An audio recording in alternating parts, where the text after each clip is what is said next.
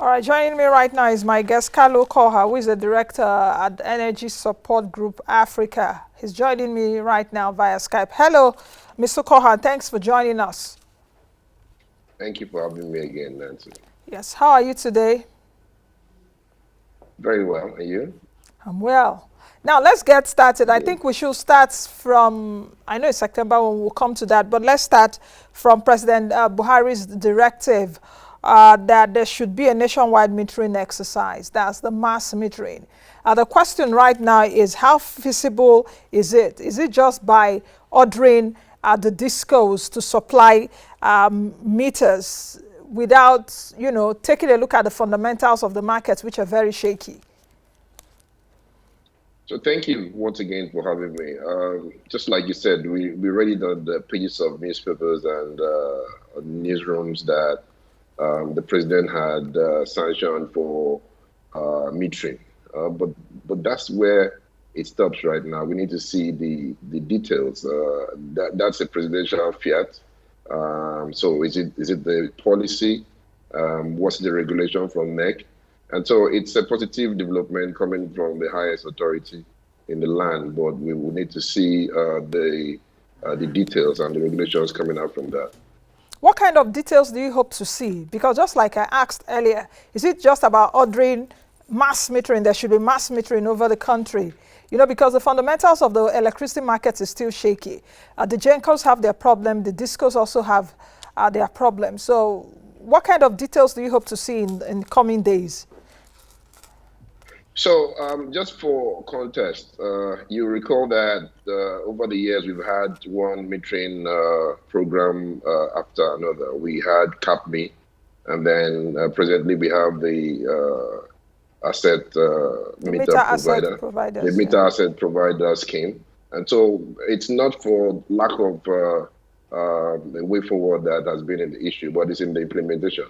And now with the issues of import, the fees on importation and the slow speed. If you look at the numbers since the inception of the map, you find that whereas there's been some additional metering going on, but the gap has continued to widen. Basically because one, there's been some enumeration by the DISCOs, which has increased the number of consumers, but because the speed at which metering is being rolled out has been quite slow. And you could attribute a lot of reasons for that. You can recall the last time we had this conversation some months ago, I was trying to make the point that we need to find out why CAPME was not as successful as it was expected to be, and why we're having some of these delays. And so it is good news that the president has given an order, but it can't stop at an order. We need to find a very commercially viable way and sustainable way of trying to implement that order. Now, just around that order too, the federal government has deferred the 35% import levy for 1 year to enable MAP, that's the meter asset providers, to roll out meters. How can you link this with what the government is also saying in terms of mass metering? You will recall that I think the NEC reviewed meter prices for single and three-phased. I think it was at 34,000 earlier. Now it's around 44, a little bit over 44,000 for a single phase. Then for the three-phase, it was at 67,000 earlier. Now around 85,000 or so. So how do you see this deferment of import levy of 35% on meter asset providers, encourage or enhancing rather the mass metering which the president has ordered? I think it's a good move, but if you look through the entire process, you find that there are lots of risks along the chain. So you find the inflation both locally and the FX fluctuations have increased the prices, like you've just rightly said. But beyond that, you find the present MAP scheme provides mostly for people who pay upfront. For people who can afford 67,000 naira for a MAP, for example, are there credit facilities to support those who cannot pay upfront, so that over time they can pay either through tariff or some other mechanism? So these are some of the issues that we want to see the details. And keep in mind, this is not the first time the federal government is trying to reduce the import duties on products. Even when it came to renewable energy and the batteries, this was one of the complaints. And over time, you found that whereas the government can say we're reducing, it's a different ball game at the port. So I'm very optimistic, but we want to see implement, because clearly implementation is our problem in the country, not necessarily about policies. So I want to see a good takeoff of this idea. Now, for the import levy deferment, of course, will hold for 1 year. How do you think that this presidential move would impact or reduce the price of meters? Because one would naturally say that the price of meters, be it one-phase or three-phase, will be reduced from the move. I think that beyond just the orders, there's need for very high-level coordination. So you find we're talking about metering now, we're talking about other moves to regulate collections, we're talking about the cement deal, there's so many moving parts. And so there's need for a very high-level coordination. I mean, back in the days in the previous regime, you could find something that was called the Presidential Action Committee on Power, which brought together all the players that cut across different segments, even outside the power sector, to sit down and always monitor progress. So good as they may sound, but we need some clear guidance and governance structure to be able to implement this. How should we handle the politics around power? Because one would also say there's been a lot of politics around the power sector. Do you agree? I think that globally, and this is experience that we've seen even in other countries, whether in Africa or abroad. I mean, power, it's a very critical infrastructure. And so there's some, I don't think anybody will be too naive to think that there are no political calculations when it comes to power, because it has to do with ability to pay. So for politicians, they would also like to, because increases like this would have backlash on the political elites, given the fact that a lot of people are complaining of poor quality of service. And so you say, which one comes before which? Does the quality of power improve before we start paying more, or do we start paying more before the quality of service improves? And so clearly, there are political considerations when it comes to power generally, but I think that we need to go beyond that, because I mean, if we've taken the decision that electricity is no longer a public service but a commercial commodity, then we need to follow the fundamentals and make sure the pricing and the commercial viability is very key. Do you think that in Nigeria we sufficiently agreed that the economic view is more than the social contract of electricity? Because Nigerians would naturally think that provision of electricity is more of a social contract from the government, more than, you know, the economic side of it. I think that view is evolving, and that's where I think that I see a lot of gap in advocacy, both on the government side and on the civil society side. We need to be out there to let consumers know that if you want, hey, let's face facts. The reasons why our power outcomes are very poor is because of underinvestment in the infrastructure. It's either government invest in it or the private sector invest in it. Government that says we don't have money to invest. So if you want private sector to put their money down, there are certain things that have to be there. The pricing has to be right. Certain contracts need to be obeyed. And so we need to go out there and try to make that case that electricity is actually an economic commodity that must follow the necessary laws. The question a lot of Nigerians will want to get answers to is that when will estimated billing and this arbitrary billing stop? So with the move or with the moves from the presidency, NEC, one should naturally expect that perhaps I don't want to be billed arbitrarily or, you know, this estimated billing. So when will that stop?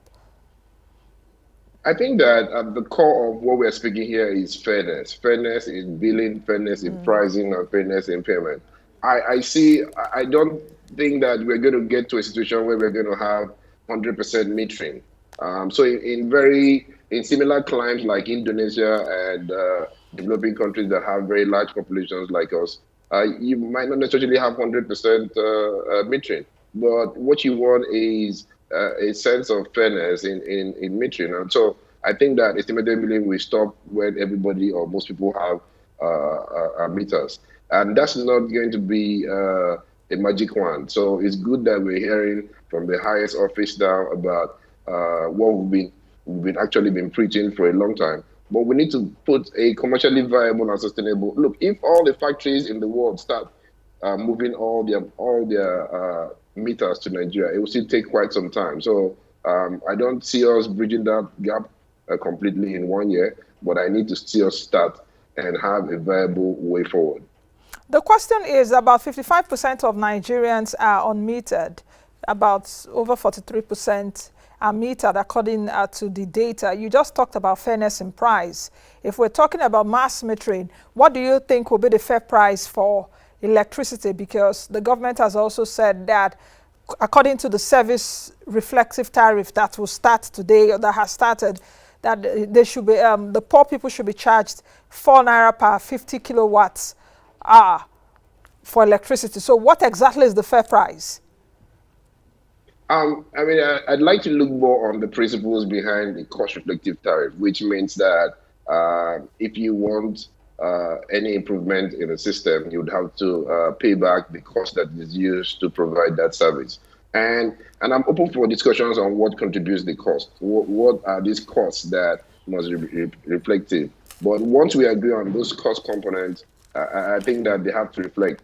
And going back to what you just said about not increasing tariff for the rural poor, but also the NEC regulations is also stipulating that you will not be charged any extra tariff if you have 12 hours of electricity every day for a month. Now, I find that very difficult to understand how implementation is going to be. How do you monitor that my place, I'm having 12 hours every day for 1 month?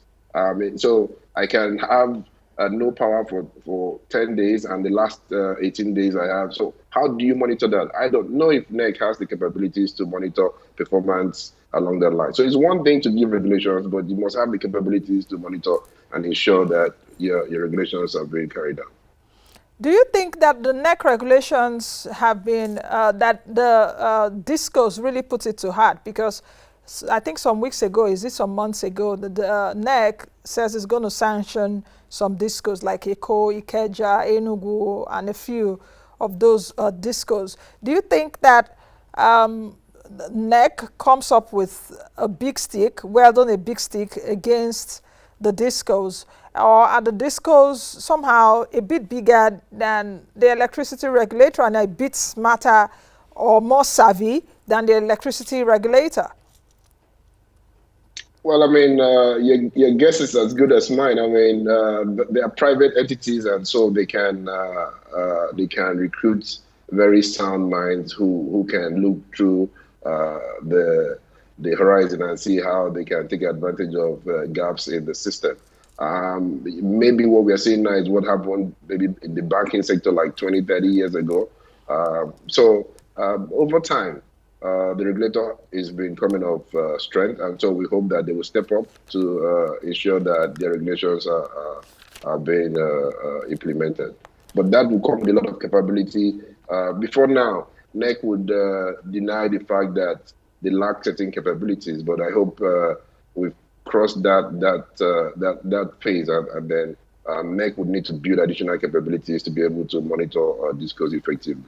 Let's talk about the new service-based reflective tariff structure that takes off today. NEC has also said that customers on estimated billing will not be affected, and this new tariff is supposed to be reviewed quarterly. Can you explain it a bit to our viewers? Just like I said earlier, NEC also said that told discos to maintain 4 naira for all customers that are consumers of 50 kilowatt per hour of electricity per month. So just briefly explain what this means, and perhaps is there really a difference between service-based reflective tariff? So many acronyms in this, you know. are cost reflective tariffs. I hope I don't just bite my tongue in the midst of all of this. But just explain quickly. I think basically what Nick is saying that if you get um, more power for longer time and better quality, you'll be pay you will pay more. And so for example, the categories of power consumers, the least being R1, which is the rural poor, that has a threshold of 50 kilowatt per hour, like you said. For those of them who are below that threshold, there will be no increase in tariff. But for some of you that live in Maitama and some of these highbrow areas that have 3 meters and have multiple points that you take power, clearly with the quantum of power that you take, some areas in Abuja actually have 23, 24-hour power and have good quality of service. Those are the ones that NEG is targeting for the tariff increase. Mr. Koha, I guess for some of you too that live in Asokoro and Maitama, so you are putting me in that category. But the question to you is that this can also be a revenue generation drive for discos. The question also would be, should a two-bedroom flat in Maitama pay, or should a two-bedroom flat in Pape pay the same as a two-bedroom flat in Maitama? Should a two-bedroom flat in Ikorodu in Lagos State, for example, pay the same electricity rates as a two-bedroom flat in Ikoyi in Lagos? I think the calculation is not basically based on the floor size, but on the, like I said, the quantum and the quality of power that you take. So if, for example, a two-bedroom apartment in Maitama has, like I said, 23-hour power every day, and a two-bedroom in far-flung place, it's about 8 hours a day, I mean, clearly they're not going to pay the same thing. And NEC, from their guidelines, have said you must consistently have power above 12 hours in a month for daily for a month to be eligible for tariff. So it's just that sometimes when the distribution companies come around, they ask for the size of the property and they try to aggregate and say, okay, if you have 3 rooms, that means there's 3 air conditioners, there's 1 fridge, and they try to give an idea as to what the optimum load will be. But it is actually in the quantum and the quality of power that you get that determines your tariff in this new arrangement. So the quality of power and the quantum of power, does that mean, for example, that if someone in Ikorodu gets more hours of electricity, as against the person living in Ikoyi, that, let's say, someone in Ikorodu gets like 24 hours of electricity, as against someone that gets 12 hours of electricity in Ikoyi, so that person in Ikorodu should be paying more? Yes, it doesn't matter your location. Once you pass the threshold of the rural power, which is the 50 kilowatt per hour, everything is now determined by the quantum and the quality of power you get. So if you're in Ikorodu and you have a duplex and you have 24 hours, 24 or 23, or above 12 hours a day for a month, then you'll be eligible for tariff adjustment. So how do we now link this issue around not all consumers are customers and the relationship between poverty and payment for electricity rates? There's a linkage there, isn't it? Because not all consumers are customers. Yeah, and that's what distribution companies have been urged to do. First of all, to do complete enumeration of their geographic areas to make sure that they have the right customer base and know the details, know your customers, know who your customers are, and all the necessary information about that. On the other side of clearly with the pandemic now and the worsening economic conditions, ability or capacity to pay is actually a big issue right now. And there are 2 ways to look at it. Just like any other economic decisions, if you have to buy akara, you used to buy akara 20 pieces before, but because of COVID, you don't have enough money. You can reduce to 5 pieces of akara. So if you used to consume a lot of electricity, you can begin to switch off certain things that are not necessary. On the other hand, there are legitimate issues of lack of affordability or capacity to pay. People have lost jobs. There are no clear paths to regular income. And that's where some of the government subsidy on the rural poor. I would say again that you have eligible customers who can cross subsidize. You know, it seems that anytime we speak about power sector, or most times that a lot of people speak about power sector, it seems that the discos are always demonized. They seem to be the weakest link and perhaps the demons in the sector. I don't mean it, you know, you understand what I mean. But can we also sympathize with them, with what they are facing? It's a difficult terrain in Nigeria to do business. Our government just signed, I think, the Siemens deal there. We're also having FX differentials right now. The Naira is at around 477 to the dollar at the parallel market. At the official window, is going for 379 and all of that. The CBN came up with a regulation just a few days ago banning like third parties concerning FX. So how does all this play out, especially for discos and especially for meter asset providers, that you see the president just deferred the 35% import levy and the monetary authority is saying one thing, you know? So how do you link all of this as an investor? You're looking at all of this. So how do you digest all of this? So I've always advised that we look at the power sector as a whole. So most times when you start pointing to distribution being the weakest link, well, it's a part of a link. And if you listen to the players in the distribution, they can go far back as to during the bid time. It's like you hear a lot of complaints like, we were sold a car that there was no engine, or you lied to us that the exhaust was working, and we paid the fair price for a car with exhaust just to take the keys and just find out that there was no exhaust. So these are some of the issues. But they would have done their own feasibility studies too. Absolutely, but because the people that bought the discos at that time, they have the capabilities to manage. So there are issues of even capabilities to even be able to manage those issues. So we've come a long way now, and why the distribution sector is always very critical is because they are the direct link with the customers. They are the cash cow. All the money for the whole sector depends on the collections that the distribution companies get. And so it is very, very critical that we fix the distribution sector. If we don't fix the distribution, then the entire value chain is going to keep having these issues. And how do you fix the sector? The distribution sector, the pricing, the ATC and C losses, which fundamentally, primarily is still to invest money to improve the infrastructure. And that investment has to come at the backdrop of the tariff. So I see this as a positive news, but there are a lot of moving parts. I'd like to see a coordinated approach. Now we're talking about the World Bank, Siemens, CBN. So there are a lot of moving parts, but it has to be coordinated. We need to coordinate this and sequence it in such a way that would derive the outcomes that we are looking for in the short and also in the medium term. What kind of outcome, or what will take us to the outcomes? Because we've seen, just like you said, we've seen major parts over the years since the power sector reform program. The World Bank on what part is doing there, Siemens, of course, on one part. But what kind of results, what kind of coordination are you talking about? I should suppose that they've been talking to themselves. They've been having, NEC, for example, have had different power, what do they call it?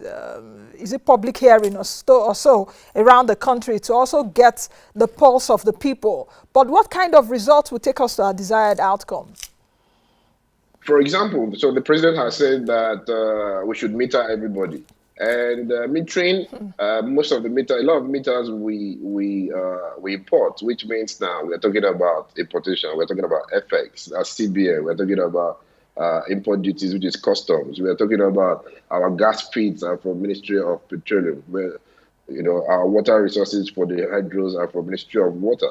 We're talking about, so there are a lot of parts. And so even the Minister of Power does not have all the strings to pull at his level, neither the NEC. And so that's why I keep asking for a very high level structure that will coordinate. So the World Bank has made certain recommendations upon which even their facility will be drawn. Some of them are ongoing now, and even the tariff review it's part of those conditions. And so we need to have a coordinated approach to implementation, or else. And the sequencing is very important. If you do A without doing B, there are dependencies and interdependencies that might throw us off guard. And so I'd like to see a coordinating structure that would put these things in a sequence form, and we monitor implementation, and also share some of the risks and issues with the general public, and be as transparent as we can. Because I'm happy that NEC has come up with guidelines on how to remove these embarrassing back and forth between TCN and the distribution companies. It's been very embarrassing, and so part of the same sector going at each other every now and then. Final question. You talked about meters, and of course, the president is saying that there should be mass metering. But realistically, can everybody in the country be metered? Because we have, I think, about 8 million electricity consumers in the country. Can everybody in the country be metered? And we need about 347 trillion, not billion, trillion naira to close the metering gap. Where will that money come from? Because all the monies we've been spending in the past few years, only God knows where those monies are. So I think you just answered the question. The share amount, it's very dizzying. But I think the most important thing is for us to see a trajectory and have a plan. For example, there are people who are willing to pay for their meters, 100%. So why are they not getting meters? Some people are willing to pay for their meters. So those people should have meters in 30 days or 45 days. And then we're not talking about those who can't afford meters, who will require some kind of facility over time. I mean, and some had argued before that some of the CBN loans that had gone for other things should have been deployed to metering, but we've moved past that stage now. So the gap is huge, and so I don't see it, like I said, I don't see that gap closing in 1 year. But what we want to see, everybody who can afford to pay for a meter should be metered immediately, and then those who cannot afford have some form of facility to support a rollout of meters for them. If you can pay for a meter, pay for that meter. But the question also would be, how soon can you get your meter? Because there have been a lot of people that paid for meter, and up till now, they've not gotten their meters. But I think we'll leave it at that. We'll leave it at that, Mr. Ukoha. Thank you for your insights. Thank you so much. All right, I've been speaking with Kalu Ukoha, who is the Director of Energy Support Group Africa. Let's quickly take a break, and when we come back from the break, I'll be delving into another discussion. The manufacturing sector that so much depends on electricity that we've been talking about in the last few minutes. The Chairman of Manufacturing Association of Nigeria, Abuja, will be joining me, Odue Masolu. He will be joining me after the break. Don't forget, join us on all our social media platforms. We'll be right back. Thank you for watching our video. Please hit the subscribe button below, turn on post notification to follow all our updates.